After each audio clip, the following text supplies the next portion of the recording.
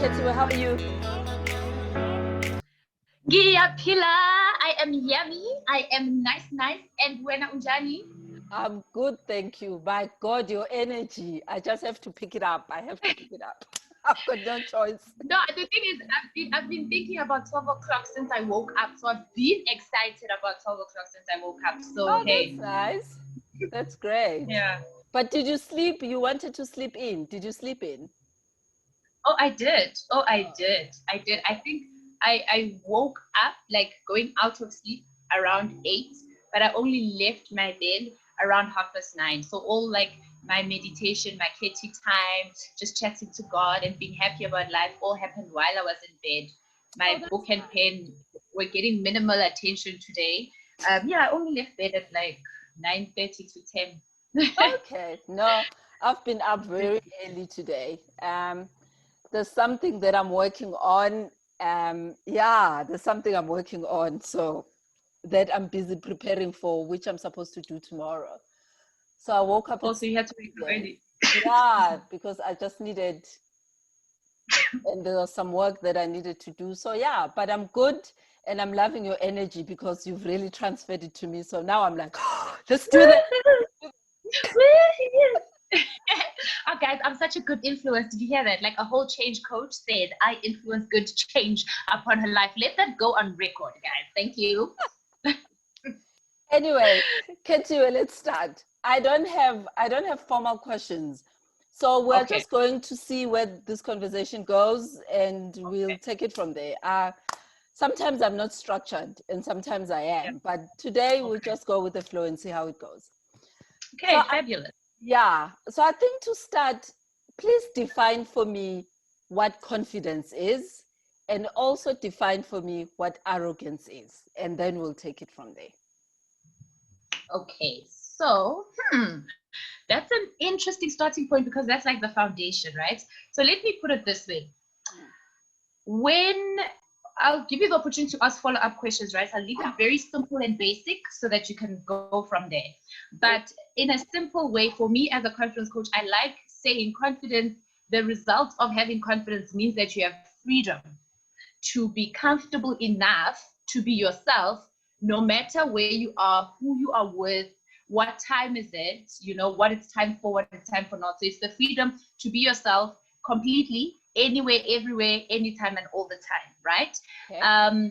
And then on the other side, arrogance is you doing the job of making us believe that you are something you are not, right? So that's what arrogance is. You actually have the job of convincing us that what is a lie is true, right? Oh, wow. And I always like explaining it by saying that we need to understand ukuthi umuntu confident. Let's say there's confident manager and there's arrogant manager, right? Same job spec, same team, same everything, copy and paste. One is confident, the other is arrogant. So low or confident, magazi only 2 out of 10. Who comfortable more exceller in that 2 out of 10 has created room to make it 3 and 4 and so forth, right? They're just interested in managing and doing their work, right? So when you come to them and you say into so and it's now at a 4 out of 10 level, they are okay to say, I'm not sure of that now, let me find out, right? Or they're okay to say, let's ask another team member. That's a confident one. Who okay, 2 out of 10, who has cool. But on the other end, low or arrogant, who has information level like 2 out of 10. But when I'm also using testing scope 4 out of 10 or 8 out of 10, sekathatha the extra job manje yokuthi Mpume must feel, know, and understand which I know 8 out of 10. So that's like a whole other job now because there's no freedom there. Okay. So is confidence and arrogance on polar opposites? Is that what you're saying? I love the way you're saying it, right? Because for some reason, I don't know where and when it happened, right? But we all grew up believing the same. Because when you hear a saying and it's famous and we just all believe it without questioning it, right? Yeah. Myself included. Believed for many years, there's a thin line between confidence and arrogance, right? And that's alluding to the statement you just made now. The truth is we must accept we believed a lie. That's a lie, guys. There's no thin line between confidence and arrogance. They're actually galaxies apart, polar opposites, like you stated. Okay. In fact, you must quote me on this. I love this quote of mine, and I haven't seen anybody type it and say, Makhethi, confidence coach, I will definitely pick it up, yeah. Yeah, but the thing is, arrogance is in fact evidence of the absolute absence of confidence, right? That's just a fancy way absence of confidence. Yes. Confidence. So it means that makuna arrogance, we already have proof which is zero confidence. So when you're arrogant, it actually means you've got no confidence whatsoever. Because there is no way. It goes back to my definition of confidence, which it's you being fully yourself anywhere, everywhere, all the time and anytime. Because how can you be confident when you're not being yourself, Mpume? Because when you're being arrogant, you're not being you. You are being a 7 out of 10 in an instance when you know you are a 5 out of 10. But now you want to convince us of something that is not there. Uguti, it's true. So you are not being yourself. So there is no freedom there. There is no you there. There is no ease. Yo, guys, arrogance is a lot of work. There is no ease in arrogance. Because you must remember, Guti, confidence is a matter of me. I accept me, right? When it comes to baking, I only know 2 out of 10. When it comes to speaking, I know 9 out of 10. You're okay, it's for you. But arrogance, you're doing it for us. Arrogance has nothing to do with you. You're doing it for us. Because Mpume must know, Uguti, hey, girl, when it comes to being a change coach, I know what I'm doing. I must prove to them. So you are putting yourself in prison for other people. And you know what makes arrogance even a bigger job than it already is? You actually don't know what your audience wants from you. You've decided what you want to give to your audience. So oh, wow. Yo, guys, I'm preaching. Yo, I'm learning. I'm learning through what I'm saying. Yo, let me write that down. What? You are actually, wow. We are knees. Wow, that's a mouthful. So, but why would somebody put themselves through arrogance? Why would somebody want to be arrogant? Why would you want to claim arrogancy? Like, why? And maybe I'm going to load that question is, do people that are arrogant know that they're arrogant? Aha, okay, right. I don't want to forget the second part, ne? Yeah. Do the arrogant know? Okay, cool. Let's start with the first part. Why would you want to take the arrogant route? Yeah. I always say, whenever I'm giving you confidence coaching or I'm giving a talk somewhere, the work or the light bulbs that go in your head, I'm sure you would agree as a coach, right? It's not for the people around you. It's for you. Yeah. It's for you to go and implement, because usually that's definitely Natasha. No, it's for you. Natasha and Jabu will feed off what's coming from you, right? Yeah. So whoever is watching, this is for you. The other people, it will get to them. So why would somebody want to be arrogant? The truth is this: we as society created this problem. Okay. So nobody wakes up and says, I want to be arrogant, but we created the problem by making arrogance acceptable. Okay. We say with our mouths, we don't like arrogance. That's what we say. But our actions prove we've agreed to a lifestyle of arrogance. Let me show you proof. Okay. We have told Mpume that when you are home mothering, you are version A of yourself. You're acceptable when you're doing ABC as a mother, when you discipline your kids in a certain, whatever we want from you. Yeah. We've told Mpume that we agree with you that you are green when you are a mother, but when you get to the office, you are blue. We don't want the green Mpume who's at home. Yeah. You are blue in the office. We've told Mpume that when you come to chill with your friends for dinner, we want the yellow you. When you're at church, we want the red you. We as society have told you that you must fit into this shape in that instance for this situation. We don't want the real you. Yeah. So what that creates is now it puts you in a position of, because you're not blue, you must now go act blue. Yeah. Remember, arrogance is lies. It's you acting something you are not, right? Okay. So you must now go act blue there. You must go act green there. You must go. So that's why people end up being arrogant, because they get in our environment, and they have to prove they're a 10 out of 10, even if they're a 1 out of 10 or they're a 5 out of 10, because we want them. You must. For you to qualify to be in this boardroom, you will act the way we demand that you act in a boardroom, which is not Makhethi-like, which is boardroom-like. And that's all. So now you must walk in there and pretend this boardroom-like thing until you blew in the face and be like, yes, you know. But when it does not suit us, now we are outside the boardroom, let's say we're at a park. Now your pretend levels of park life look too strong for me, because I can't reach that 10 out of 10. I'm only at a 6 out of 10 for park life, whatever park life that is. Yeah. So because now I'm below you in this pretense thing we are doing, because nobody's being themselves, remember. Now that I'm below you, I have a problem with you being above me. So it's not because people want to be arrogant. It's because when we recognize it, we don't realize that we need to accept to inspect ourselves. Am I being me right now? Because the truth is, when you are confident, I don't care even if Mpumi comes across as above me. That's Mpumi. Happy for her. Like, confidence comes with such comfort, with such ease. You know, if we walk onto a stage right now, let's say somewhere in Europe, and we're speaking at a young entrepreneurs business seminar, and there are many coaches speaking there. Mpume is a change coach, there's a money coach, there's a relationship coach, there's a confidence coach, etc., etc. Even if I think, ooh, the relationship coach did amazing work, if I'm confident, I'll still be happy with what I've done, because in confidence, there's no comparison. It's just me improving for myself, right? But what arrogance does is you sit down and you say, this relationship coach, I mean, this is not even relationship focused. Like, why was she taking that angle? This is for business people. So we are the issue. Nobody decides to be arrogant, but we put each other in that prison. But there's a way out, guys. There's a way out. And I'm the way out. Yes, your confidence coach. Cool. So the second part of that question, do people that are arrogant realize that they're being arrogant or not? Wow, well done. Hey, as an interviewer myself, I really appreciate when interviewers know what they've said, because I wrote it down, because sometimes interviewers don't remember what they've said, and I don't want, wow, well done. Go. I can get a TV gig now, right? One, straight.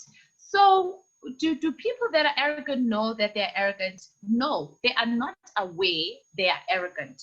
They just want to fit in. Shem umntanaban sithe lana kungena umuntu ongena ku second mold, I mean, you know, sithe kuye la kungena umuntu ofita into the star mold. So the child, Shem, is just trying to fit in. And how you fit in is, nobody dare finds out Uguchi, you are at a level 5 out of 10. They must all believe you are a 9 out of 10. So they're just acting out of that goal, because their goal is to appear being a 9 out of 10. They are not aware, Uguchi, there's the option of ease, which is be comfortable with your 5 out of 10, because you will grow that way and develop that way until you reach your goal of a 9 out of 10. You can't fake 9 out of 10. Okay. So they are being held in that prison that we've created. So they are not aware of what they are doing. They are not, we are the ones spectating that are seeing that it's arrogance, right? But then, because they are also part of the same system that we've all created, they are aware of our feedback and our comments, which are lows and no. These things do get to you, as in reach your ears. Yeah, they do reach them. Alona, you know, she's full of herself. And all those things, Exactly. He thinks he knows everything, etc. So now what that does is, they're already used to the character of I am know it all. They mustn't know. They mustn't see the truth. I'm busy proving all these things. So now once they hear that, it strengthens their acting. So it makes them do that even more, because they instead thinking, okay, so this is an attack. So my defense mode is to show them that this is not a lie. So I must go stronger. So now they're going deeper into the lies. Now they are heading for 12 out of 10. It's just a mess, because now, hey, by 7, arrogant. It's a lot. Sure. Yeah, no, that seems like quite an exercise to go through. Yeah. So talk to me about confidence and success. how can you link the two? Okay, that's a very interesting question, because someone once said to me, I was giving confidence coaching to somebody in executive level in employment, right? And then she said to me, why don't you call yourself a success coach? Because that's what you're helping me with. Oh, well, wait. This was before she started coaching with me, because she was telling me her reasons for needing confidence coach, right? Which was to attain something she was going for. And then she said, why don't you call yourself a success coach? Because I need this and it sounds like you can help. And I said, here's why. People that go to a success coach, right? They've defined to themselves what success is. Not that I've heard of a success coach, but that was my answer to her, right? People that go to a success coach is people that have defined what success is to them, and they want to attain that thing that they call success. Yeah. But as a confidence coach, you help people who are already successful in this example, right? But need confidence in that successful place. For example, just because you think being an executive at work is success, it doesn't mean that as soon as you land that role of being an executive, you'll be immediately confident. Yeah. I'm sure you've seen it in your line of work. Doesn't mean you immediately be confident. So that's why I'm a confident coach and not a success coach, because confidence is you being you in that success. Because people get them, they fake. They want to be what we said is you within success, right? Yeah. So the relationship between the two is, we must understand that confidence is not there to make you successful. Confidence is not there to direct you to success. No. Confidence is there purely to give you the freedom to be okay with being Makhethi, even within whatever goals you reach.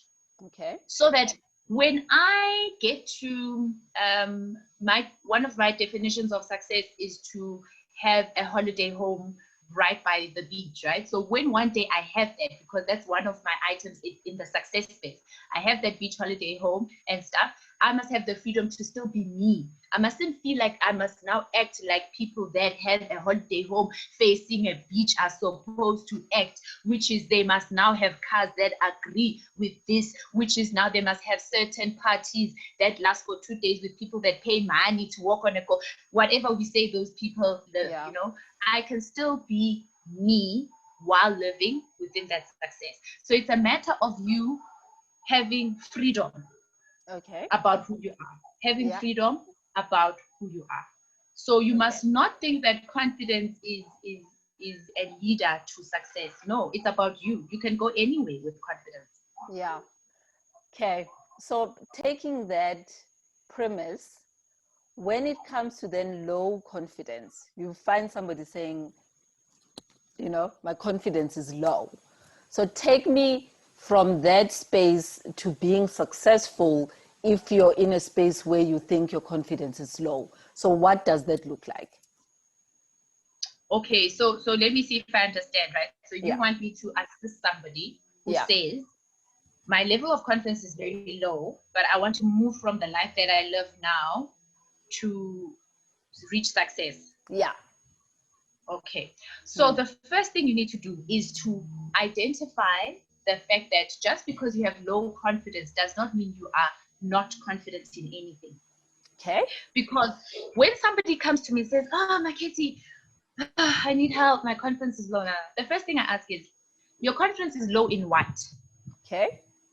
Because we lie to ourselves. We say my confidence is low, like an umbrella. Like basically my whole life has zero confidence. And we are lying to ourselves, because once you say that, you believe it, and once you believe it, you're done, you're finished. So the first step is, what are you looking for confidence in? Where is your confidence low? It's not low in everything. And if you say, no, but my kids, it is low in everything, then I say, let's take a step back.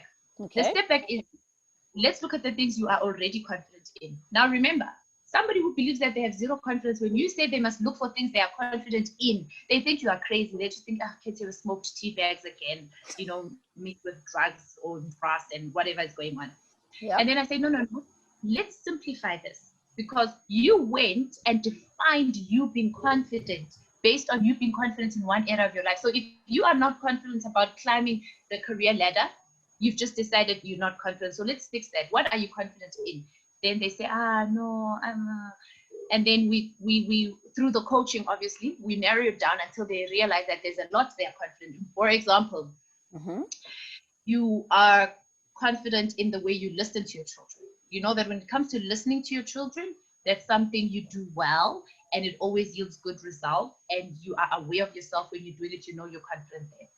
Okay. When we say, what else are you confident in? You are able to identify that if you tell me now that I must cook a 3-course meal for 10 people that are going to be here in 5 hours, I'm confident that's something I can do. I can whip up something. By the time they get here, I'll just be preparing dessert. So nobody will be waiting for their starters, you know?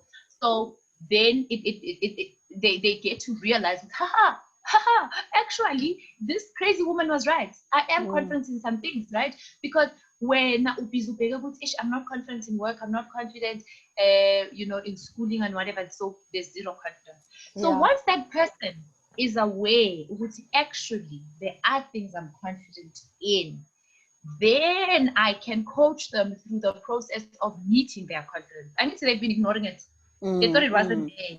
Just because I'm not confident about climbing the career ladder, so I have zero confidence. Now I must coach them through a process. Okay, this is how I can meet my confidence, how I relate with it, etc., etc.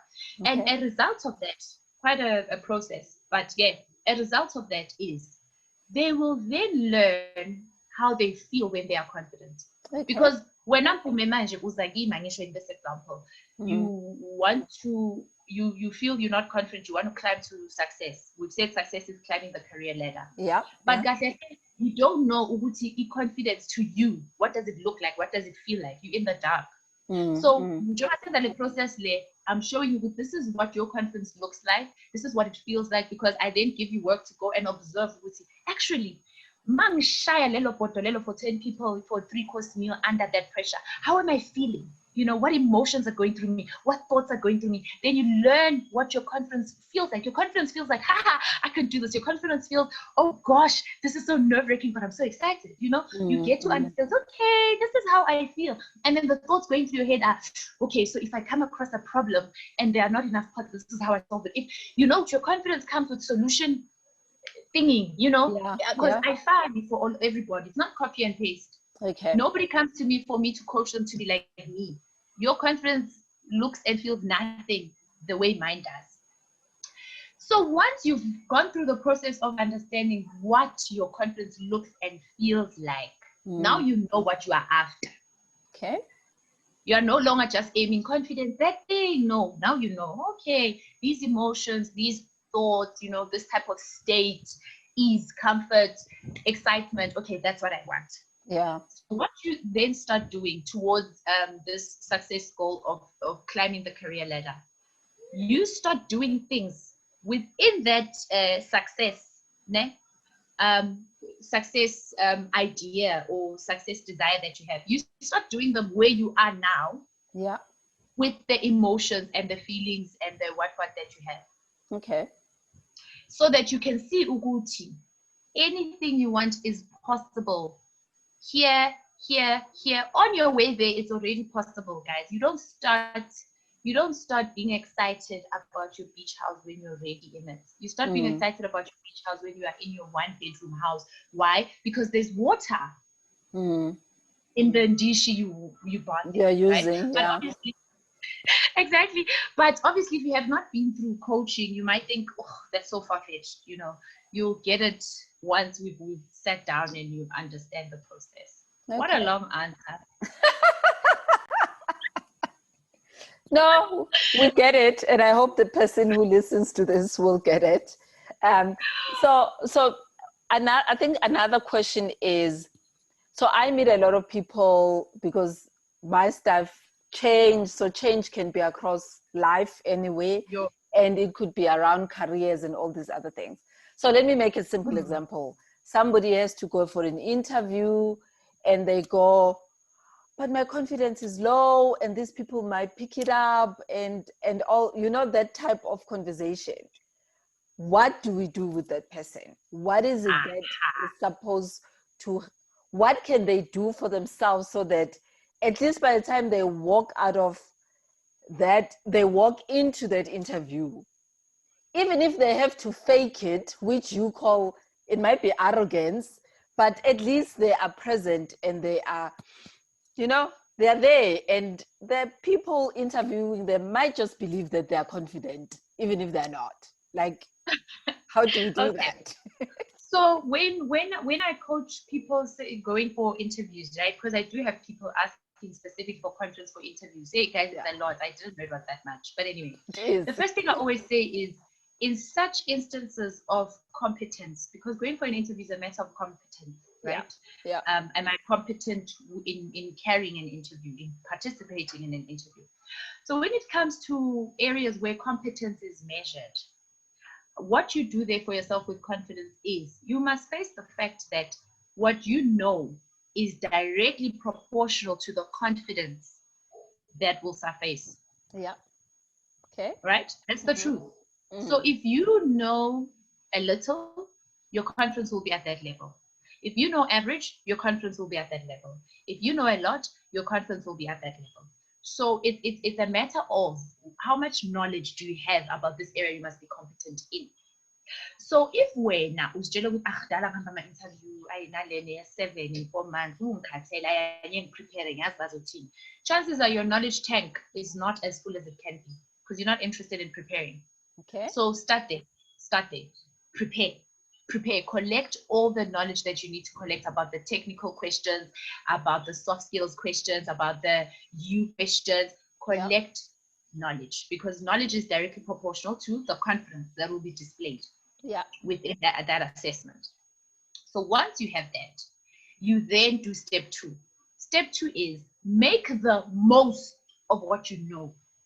Right? Make the most of what you know, because even if you have managed teams for the past 6 years in different areas and you now apply for a senior management role, perhaps your knowledge tank is still not a 10 out of 10, maybe it's a 9 out of 10 because there's other things to know within management, right? And your scope was limited to one area.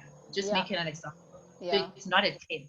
So when you walk in there and you answer questions or you're doing whatever else that measures your competence, your focus must not be about the 1 out of 10 you don't know.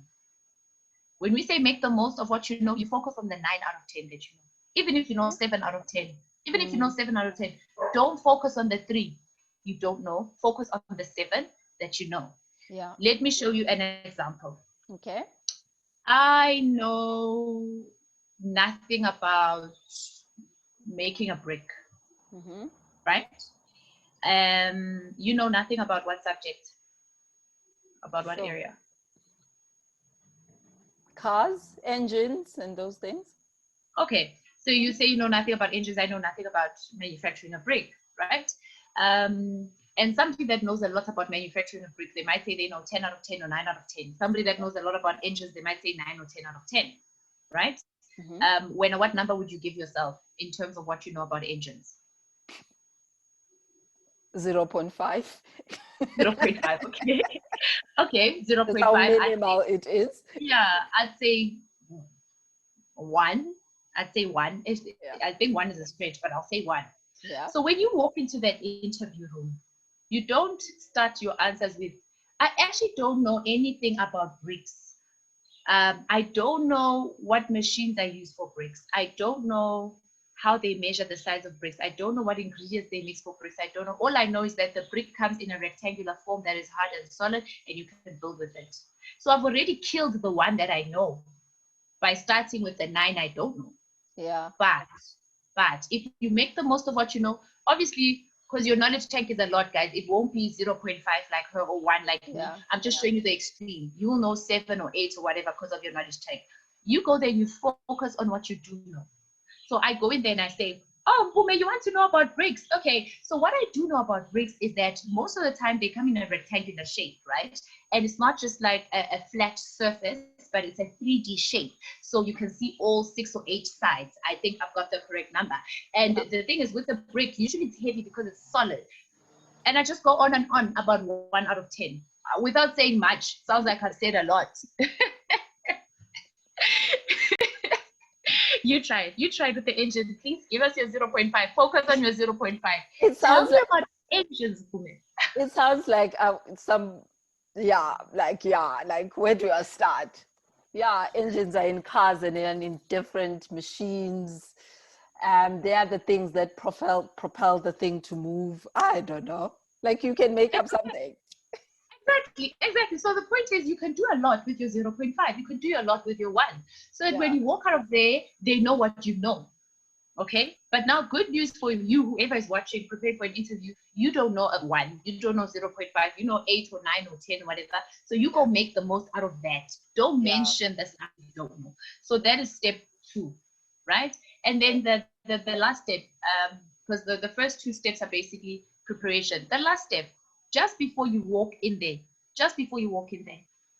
give yourself a hype, right?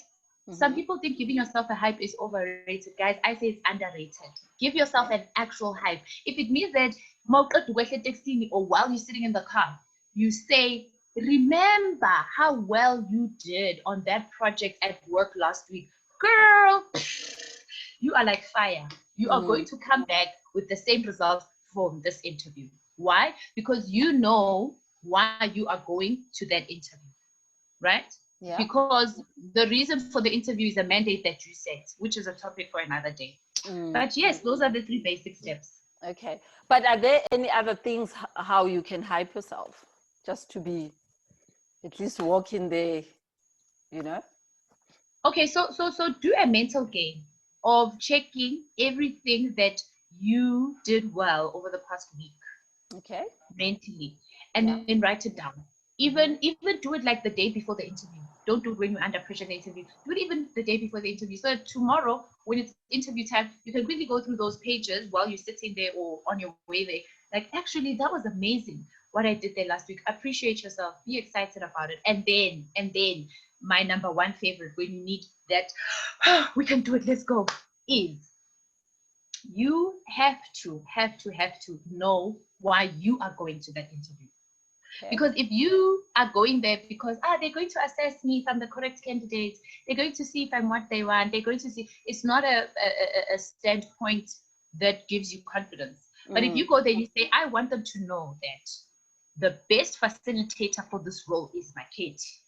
I want them to know that the best candidate for solving problem A, B, C, D is me because 1, 2, 3, 4. Write down your mandate. Why are you going to the interview? Yeah. Because once you can go through that just before you walk into the interview, it doesn't matter what happens there. You're there to execute your mandate. Yeah. Right? Yeah. And then once you're in the room, people sometimes say it doesn't work, but it might work for you, whoever is watching. So I'll share it. Once you're in the room, and they greet you, that's when you are most nervous, right? At the beginning. When they greet you, do yourself a favor. Look at them in the eye individually and give them individual greeting.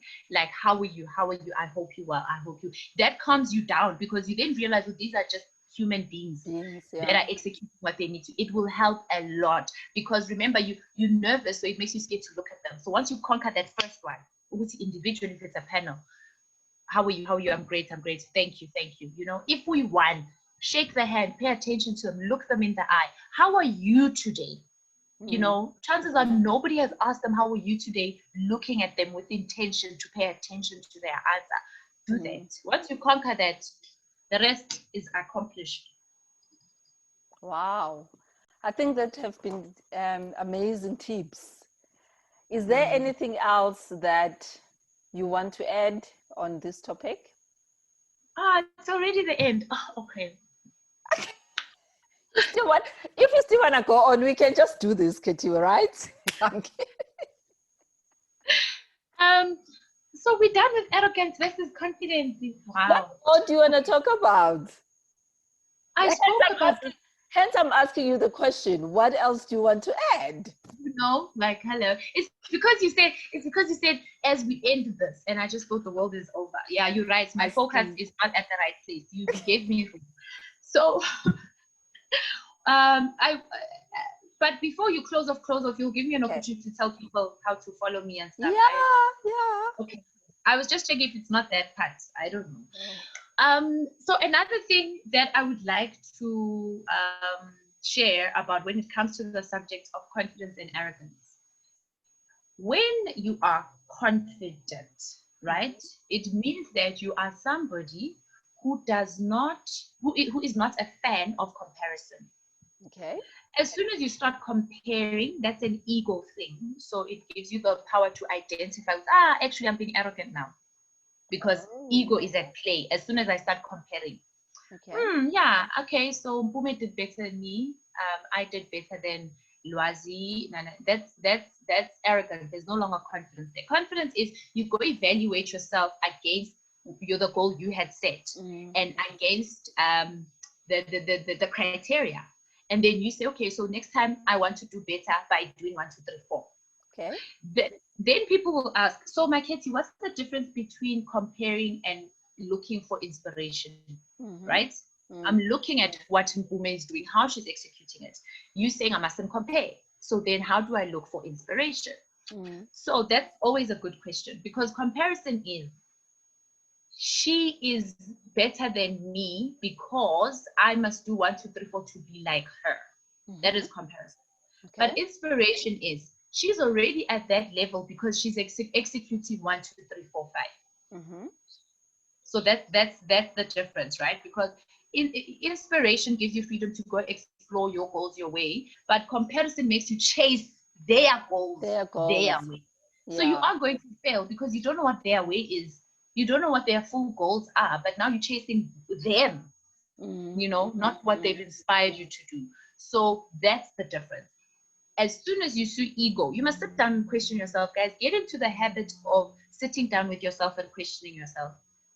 Is this ego now? Am I being arrogant? It's okay if the answer on a Wednesday afternoon at 1 p.m., the answer is yes, this is ego. Yes, Khethiwe, you being arrogant. That's fine, guys. It's not like it's a blanket thing. You just never arrogant. You now have the tools of identifying when you fall into that system. And the good thing is that now when you see yourself on a Wednesday morning at 1 p.m. with I'm being arrogant, you remember with action, that means there's zero confidence here. So what choice do I want to make? Do I want to stay here, or do I want to move to the other side of the planet? And that's where the freedom is. Yeah, that was important to share. And you can decide to stay in the arrogance zone for whatever reason that makes sense for you at that point in time, wouldn't you sometimes? Or is that a bad thing? Look, I always like saying, I've never wanted that before. Because all I know is I've never thought, is it good or bad? It's just a matter of you evaluating, does it work for you? So if you realize I'm being arrogant now, you ask yourself, is it working for me? So if you feel that the job of showing us, making us feel, making us understand the lie that you're portraying, right, which is additional work. If you feel that that's working for you to serve whatever purpose it must serve in those 30 minutes, go for it. But if you feel it's not working for you because you want the freedom to be you in those 30 minutes, go for that. Because once we're going to put terms like it is, it isn't, it is, it isn't, you will now start doing it for us, which is just a higher grade level of arrogance. But now when you're making that choice of staying in the arrogance bucket or not, you must remember how you view somebody who comes across arrogant. Do you want to be viewed that way? That's another thing, because when we are viewing somebody, observing somebody being arrogant, there's comments we make, there's opinions we have, Do you want to be that person or not? That is actually my reason for not staying in the arrogant bucket when I identify I'm there. My personal reason is, actually, I don't want to be this person that I define as know it all, and I don't want to be that person, so I'm just going to leave this. I'm going to be comfortable with the fact that all I know about bricks is 1 out of 10. Next time I'll know 2 if I listen well today. Okay. Yeah, interesting conversation, but we can't go. It is, but we can't go on and on. It's 45 minutes already, Khethiwe. No shame, man. People on YouTube are tired. It's okay. Since we started this conversation. Anyway, thank you very much for taking the time to do this with me. Question is, where do people find you?